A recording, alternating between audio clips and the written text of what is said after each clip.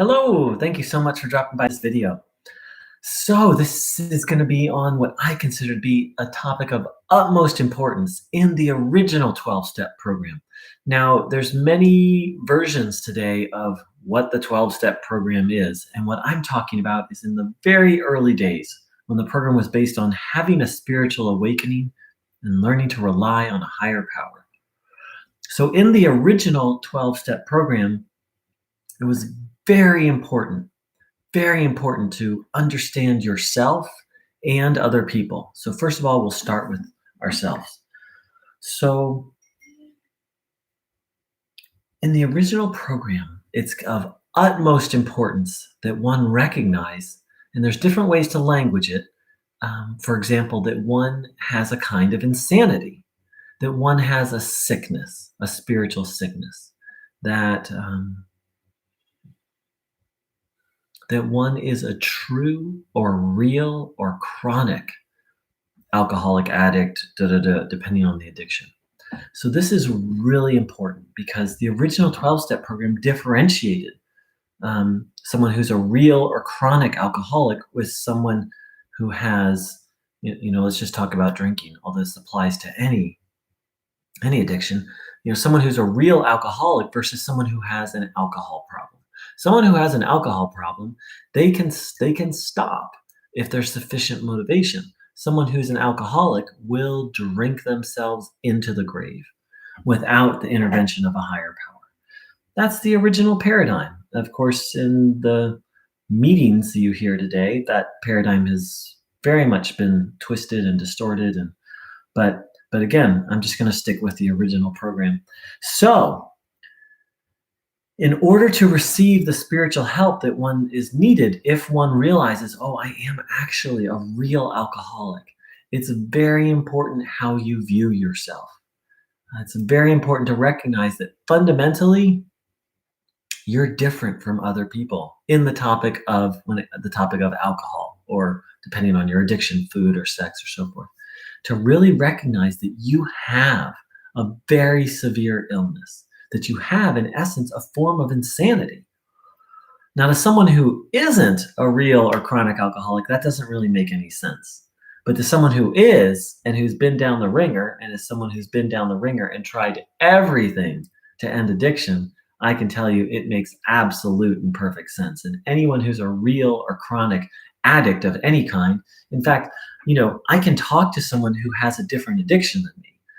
Alcoholism is not my drug of choice, as they say. I don't have a problem with alcohol, but I've started working with someone who is a hardcore alcoholic. And I and she, we can completely understand each other because addiction is really the same. It's just a different, the mechanism. In my case, I have other things that I do instead of alcohol, but I went, I'm a real and chronic addict of my own variety. So I'm able to understand her and work with her. So to the outsider, this doesn't make any sense. To someone who's had the experience, it makes crystal clear sense. So it's very important that we view ourselves as someone who has, in essence, an incurable illness. The big book puts it like this: we are not cured of alcoholism. What we merely have is a daily reprieve based on maintaining spiritual fitness, I think is the exact words. So, like some people don't like to say, oh, I have an illness, for spiritual reasons, and I understand those. And the exact wording you use isn't so important, but it's very important that you get the idea, just get it crystal clear that if you're a real or chronic addict, alcoholic, so forth and so on, that you have a very severe condition. You don't want to call it an illness, okay, but make sure you're clear that it's a very severe condition. I had such issues myself, but I still do a little bit because of my own spiritual beliefs. But the thing is I'm at the life or death point with addiction. So I don't have the luxury of sort of playing around with words. The way I look at it is I have an incurable illness. I have an incurable sickness. And I think of it as a spiritual sickness. That really works for me. So now, when viewing, how do we view other people? Well, this becomes really important in the original 12 step program on how to deal with resentments. They give very specific instructions for how to do it. And I'm just going to read those. Read those specific instructions for how to overcome resentments. This was our course. We realized that the people who wronged us were perhaps spiritually sick. Though we did not like their symptoms and the way these disturbed us, they, like ourselves, were sick too. We asked God to help us show them the same tolerance, pity, and patience that we would cheerfully grant a sick friend. When a person offended us, we said to ourselves, "This is a sick man. How can I be helpful to him? God, save me from being angry. Thy will be done." So recently, someone asked me, is it okay if I change the word sick to imperfect? That wouldn't work for me, because what this is about is a couple of things.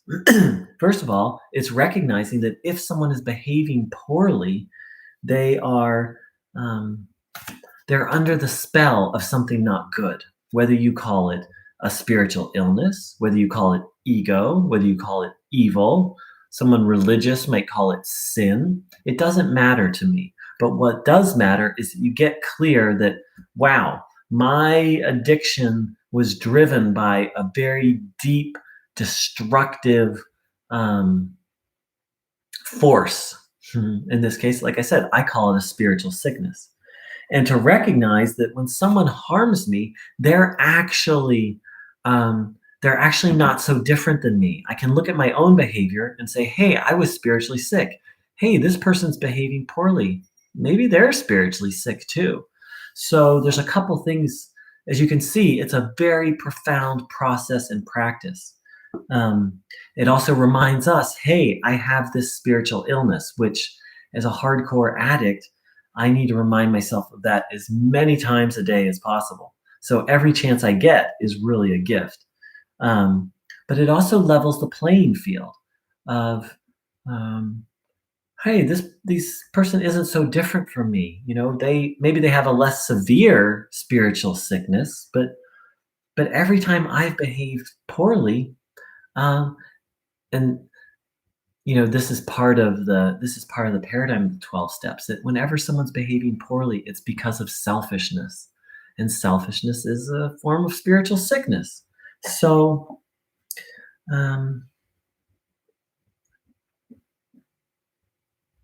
yeah, imperfect wouldn't work for me because it kind of takes me out of the 12-step paradigm. The 12-step paradigm really puts forth that all of my problems stem from selfishness, and it's the same for everyone. And that selfishness isn't just a psychological kind of thing. It's really a spiritual problem that needs a spiritual solution.